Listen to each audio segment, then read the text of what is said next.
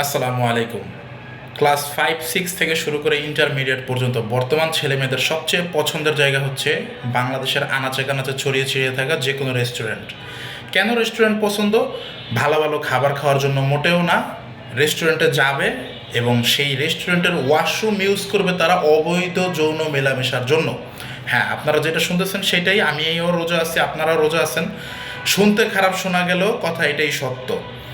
বাংলাদেশে বর্তমানে ম্যাক্সিমাম জায়গায় যে কোনো রেস্টুরেন্টে যাবেন আপনি, আমি কোনো ব্র্যান্ড, কোনো কোম্পানি, কোনো রেস্টুরেন্টের সরাসরি নাম উল্লেখ করতেছি না, যে কোনো রেস্টুরেন্টেই যান না কেন বাংলাদেশের সব জায়গাতেই বর্তমানে এই একটাই সমস্যা, ছেলে মেয়ে একসাথে ওয়াশরুমে ঢুকে বিভিন্ন আকাম কুকামে লিপ্ত হয়। আমি সরাসরি বলতেছি না, যেহেতু রোজা আছি বললে সমস্যা হবে।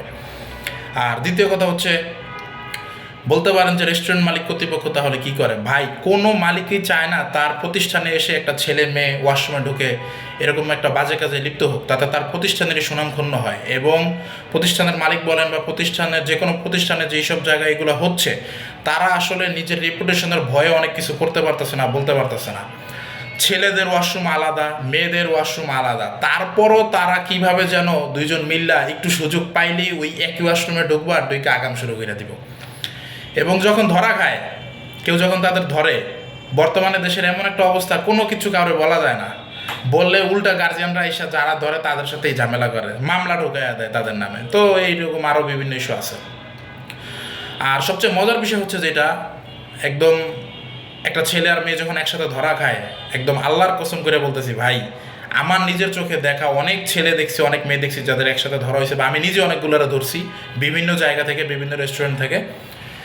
ছেলেরা যতটুকু লজ্জা পায়, যেইভাবে মাপ চায়, হাত জোর করে, পায়ে ধরে, বিভিন্ন টাকা পয়সার সাথে কান্দাকাটি করে, মেয়েদের মধ্যে 1000 ভাগের 1 ভাগও কোনো লজ্জাবোধ কাজ করে না। তাদের মনের মধ্যে কোনো লজ্জাই নেই ভাই, আপনি বিশ্বাস করেন আর না করেন।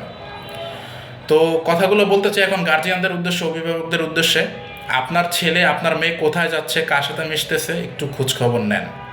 এই মেয়ে যখন 2 দিন পর প্রেগনেন্ট হয়ে রাস্তায় ঘুরবে, ছেলে তারে পাত্তা দিবে না, আপনার মান সম্মান নষ্ট হবে, কারণ মেয়ে আপনার, সমাজে আপনিই কলঙ্কিত হবেন, ওই মেয়ের কিচ্ছু হবে না।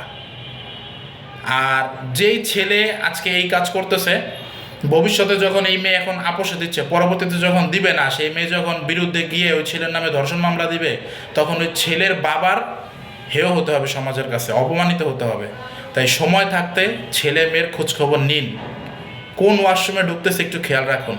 অনেক এভিডেন্স আছে আমার কাছে, অনেক ভিডিও আছে, আমি চাইলেই দেখাতে পারি, কিন্তু দেখালে তাদের ব্যক্তিগত জীবনের সমস্যা হতে পারে, এই জন্য দেখাচ্ছি না। একটু খেয়াল রাখবেন আপনারা। ধন্যবাদ।